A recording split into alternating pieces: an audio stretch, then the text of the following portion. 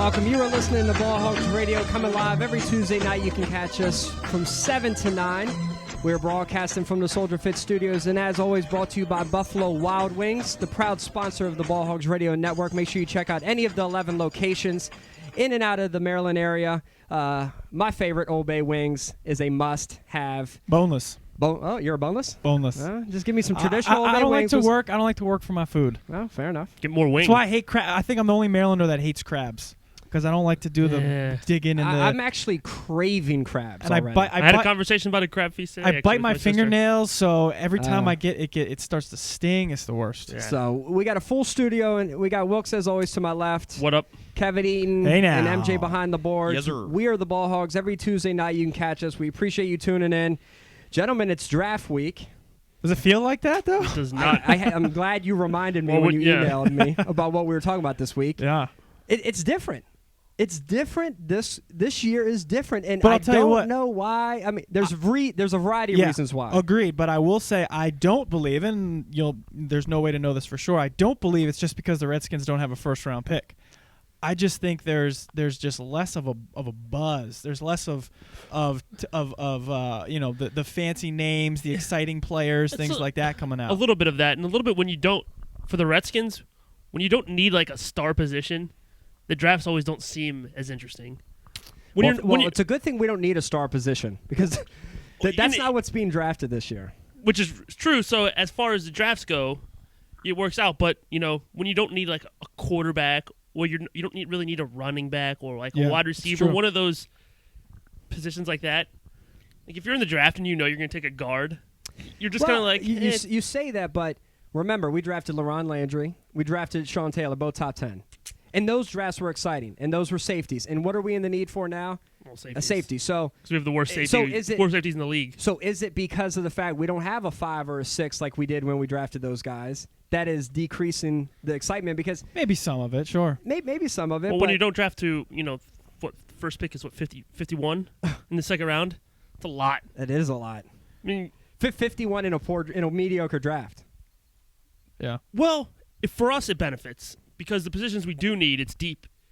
The Redskins actually got lucky. For the positions that we do need, it's a deep draft for that. Just read the Patriots GM called the defensive backs in this draft deep and versatile. I think Mel Kiper said Thank goodness. Which, literally could not ask for Mel for Kiper better. said there's 12 starting safeties in this draft. Yes. But okay. we need 2 of them.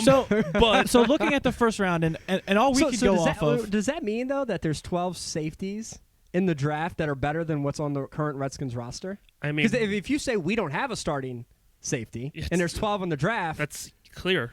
If the Redskins are the worst, if they're in the worst situation at safety, then you might be able to say that. If they did nothing this year, if they don't draft one safety, would you feel comfortable with? No. We'd have the worst starting safeties in the league. And when you're talking about a pass defense that was 30th.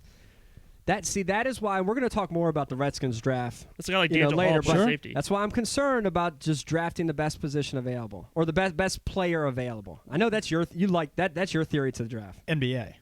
Oh, football's I think a lot different, especially when there's 11 guys on a team. There's 53 on a roster. NBA, one player makes a world of difference. Kind of not dependent on your position. But how about baseball? Completely different. Completely different. Baseball, you just doesn't matter. Actually, baseball's kind of the same way. A little bit. You don't ever draft for need, though. You draft. I think baseball is the ultimate example of best player available. Exactly. Yes. Because you may not see him for 5 years. Yeah, so if you're like, well, we already have a shortstop, you don't think about that. So far, all we know is what the experts say that this first round, especially, isn't exactly star-studded. Now, it may be deep. There may be Pro Bowlers that will come out, even from the experts' opinions. But nobody that flashy, nobody that dominant. It's hindsight, I know, but do you feel a little bit better about the price we had to pay for RG3, especially seeing the way that this draft is apparently going to shake out this year? It did work out in our favor. Basically looking at all the guys that are projected to go in the first round, even the top 5 or top 10 guys. There's no guy they're like, this guy's going to be the next Peyton Manning or something, or the next you don't sit there and all-pro running back or something like that. Yeah. I think it's impossible for fans to say, even with or without RG3's success, to know that you have a franchise quarterback more important than any other first rounder this year. Mm-hmm. I'm actually it has changed the value of that trade incredibly. Yeah.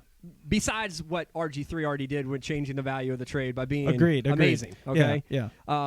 But when you think about it, had we Band-Aid our quarterback position last year, and we went with a Rex Grossman which was an option. It was clearly talked about too. I mean, think about it. If St. Louis doesn't make that trade, we're almost forced to, or maybe we I heard one person say maybe we grabbed Russell Wilson. I don't want to go down that road. Maybe. I don't want to go down that road. But let's say we just Band-Aid our quarterback position with the hope that Barkley was going to have a great year at USC this year and he was going to be there or something like that. And we would be sitting with let's face it, a top 10 pick. We're the Eagles probably. Yeah, we're probably the Eagles. Listen, the Eagles have the 4th overall pick in the NFL draft. How many years are the Redskins not completely terrified of the Philadelphia Eagles adding a top 5 talent in a draft? Yeah. Other than this year, I gloss over it. Luckily, they've continued to let us down year after year, so it's hurt us less. But we've been scared every time draft comes around. I'd be nervous about the Eagles picking 4 if maybe I knew a little bit more about the people they were picking. True. So I'll make this very clear. I'm not going to sit here and pretend like I'm like, Star Lutili from. I obviously butchered his name, but from Utah. That's the guy. You haven't scouted Ziggy Ansah? Yeah. I want that name though, Ziggy. Hey, there's some cool names coming out. Like there's some guys. There's some guys obviously I've heard of on this list, but especially this year, a lot of this are names that definitely don't jump off the page. So when Todd McShay in the top 5, I'm a Todd McShay guy over a Kuiper. He's good. I don't know why. I think everyone's kind of like like Republican, Democrat. I think a lot of people, especially go towards McShay. He seems like the younger, he be cooler. a Republican or a Democrat? He'd probably be the Democrat. He's definitely a Democrat. The younger. He's the more hip, more hip guy. Yeah. So I go with McShay. And McShay doesn't have one skill position guy minus one quarterback who most people don't even have listed in the top 20 in his top 15. So in his top 5, you're talking 3 offensive tackles and 2 defensive tackles. Yeah. Guess what? College football is hard enough to keep track of the players as is because the turnover and because there's so many teams. This does not pass your mom test. This draft. How about this doesn't pass my test? Pass the John Wilkes test. If you threw these names out and you said first round college football player or name I just made up, it'd be tough. It's crazy. But again, that's But again, as we say, the line, offensive defense, is kind of what wins your championships. And these are where championships are built right here. This is the difference. An offensive lineman or a defensive lineman, you're right, can significantly help your team. But a dynamic skill position player can completely change the game. It literally can change the game. He can have an immediate impact that a lineman can't have. I'm talking like defenses have to change their whole strategy to stop a skill position. There might be a couple guys in there that can do that. We already talked about the Eagles and how we're actually maybe not so terrified of them having a top 5 pick. Looking up and down, maybe let's say top half of the first round. Are there any other teams, whether they're in the NFC East or not, that you're looking at these guys and you're saying these guys may be one player away. They may be one piece away from really contending. Listen, I have one in mind. Share it. I honestly, looking up and down this, and this is talking about a team that is disappointed every year. It's the Detroit Lions. If they take one of the top 3 tackles, if one of them slips, okay, so listen to what you do. You already then protect Matt Stafford even more, and you know what Stafford and Calvin can do. The defense is always going to be a crapshoot, but they're going to dominate on offense. If they ever get another dominant offensive lineman to get that running game going, they're going to be real tough to slow down. I'll tell you quickly why I disagree with that, because I don't think Detroit, their talent is the issue. It's an internal, it's a culture thing. It's just Detroit being Detroit. It's just a work ethic thing. It's not a lack of talent. It's a mental thing in Detroit. I think for me, they got the talent. It's just they mentally just don't. Maybe they don't have the winners. They don't have the leadership. I don't know what it is with Detroit. I mean, that's me. I look at a team like Kansas City, and I know they were 2-14 last year, but they get Alex Smith. They had 6 Pro Bowlers, and I think Flowers was an alternate. So 7 Pro Bowlers on a 2-14 team, and then you add the number 1 overall pick. Sure. Who, from what I was listening to some guy today, Kansas City Sports Talk today. They're trying to trade out of that first pick.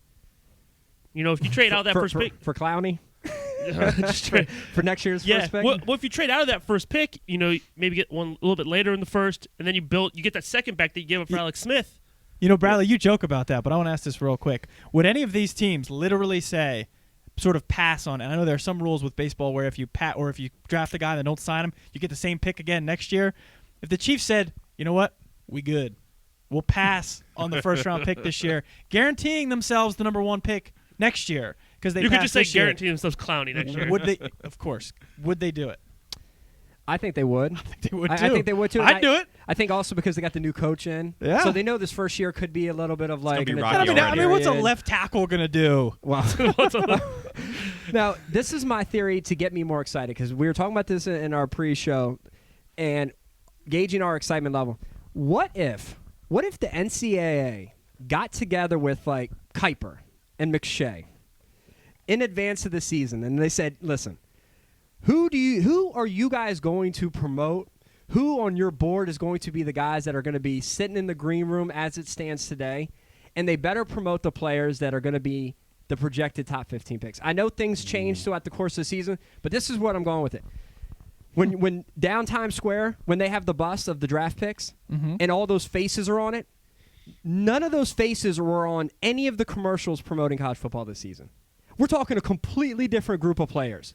And when you look at the green room this year, you will be lucky if the average fan could recognize more than 2 or 3 of those guys only because of the coverage in the last month. I'm just saying. Isn't it crazy that all the players that college football highlighted as their stars I will have tell you this. completely all, like, You've gone off the radar, and now all of a Bradley- sudden nobody knows anybody? Bradley, you particularly have done a good job of sort of realizing when a star player jumps up to the first round very quickly. A guy like Cam Newton, Which happens a lot. the opposite effect is happening this year. The Geno Smiths, guys like that who came into the year as the guys to watch, the flashy guys to watch. They're slowly or sometimes even quickly dropping out of the first round. And that is why, in the same light, why I have such a problem with it. In the same way, I had a problem with Cam Newton, where he was while he was in the season making miracle plays. People were saying, he's a 3rd-round pick, but then the season ends and he elevates to a guaranteed number 1. How can you have these people that are first-round picks and then after the season's done, they've done everything, disappear. then they start falling off because why? So you want ESPN? well, because then you the want ESPN? GMs start to come in and they start Yeah. to really. Well, they said about Matt Barkley. They said, a lot of people were saying because he came back this year, he hurt himself. A lot of people were saying that wasn't the case. That people the would have picked guys his game apart. the guys whose job it is, the future of franchises are in their hands by selecting these guys. They're going to go through. They're going to do their fair and real evaluations. It doesn't matter who's So are you highlighted, who's better, who's better marketable. So you're saying you want Chance Warmack, the guard from Alabama? Yeah. Like he deserves to be. Yeah, the big Lane yeah. Johnson? I want a full Well, feature you're film asking on me him. that, but yet he's going to be on the side of a bus driving through Times Square, sitting in the green room. Yeah, but and you we're know- going to hear all about his family but and all you- that. I never even heard of the guy, and I watched a boatload of Alabama games, unfortunately. But that's what I'm saying though. But those aren't the guys that are going to make you watch games. Like if I'll use the mom test, like Matt Barkley, It's at Geno, least one per show. The mom test comes Geno out. Smith. It's almost two. It's it's two too per much. week for me in Yeah. my everyday life and all that. I'm mom test everything. But those are the guys that. Does my mom know about But this? those All are the right, this is guys a big that. story. Those are the guys that make you watch the game. The exciting players. So we talked about the quarterbacks, the wide receivers. You're not getting me, Deion Jordan from Oregon. He was good, Has there ever been I an was gonna say, offensive line to make you watch a game? If you have seen him, he's pretty impressive. but he's not going to. Minus the Hogs. I guess Clowney makes you do it. I'm just trying. First of all, no offensive lineman is going to make you watch a game. It just. Yeah, you don't watch for the offensive line. What about Minus- that? minus the What about Hogs. that Notre Dame kid who went in at quarterback? Did you guys see that? I did Big, not. huge guard went in at quarterback in their spring game. That would make me watch the game. Did a quarterback draw and nobody wanted to tackle him. So you want to know why I'm not majorly excited? One, the Skins don't have a first round pick. Yeah, that okay. certainly hurt. Yep. All right. Secondly, so Luke Joeckel, who's projected number 1 by a lot of people, Eric Fisher, who's also projected top 5. top 5 too. Maybe top 3, yeah. These guys, their NFL comparisons are Ryan Clady and Joe Staley. Now think about this. Well, I mean, you don't get better than those two. Joe Staley's good. He's great. I know. Do you get excited for him? No. If you're the Browns and you're the Broncos, you do. What if you? What if I don't even really get question- excited for Trent Williams. I like Trent Williams. I was He's, gonna say, he's what our if- guy, but I don't. Would you feel only, more only when he attached- slaps Richard Sherman? Would do I get you excited. feel more attached to Luke Joeckel if they said Trent Williams was his comparison? Would that make you feel a little bit? No, it actually. My storyline for me personally, my personal storyline going into this week, is the big names. I'm curious to see how the big names. Maybe I'm superficial or whatever. Maybe I'm superficial, but Teo, what happens with Geno? Does Barkley, where does he fall? Tavon Austin. Tavon Austin is the guy I'm really intrigued in. What happens with Philip Thomas from Fresno State? The real Philip Thomas. The real second Philip Thomas. The real second Philip Thomas. All right, so we have Evan Silva coming up here after the break. Yeah, all draft all day, right? All draft all day. Evan Silva, one of the best in the business when it comes to his football knowledge. He is someone who will know who Eric Fisher is. He predicted, did he predict the Redskins to draft Roy Halou? Yeah, Is that what absolutely. it was on our show 2 years ago? Yeah, he said I can see them taking a guy like Roy Halou. Yeah, then boom. All right, let's see if he can call the 51st pick this year. Evan Silva from Roto World after the break. We're the Ball Hogs. Back in a few.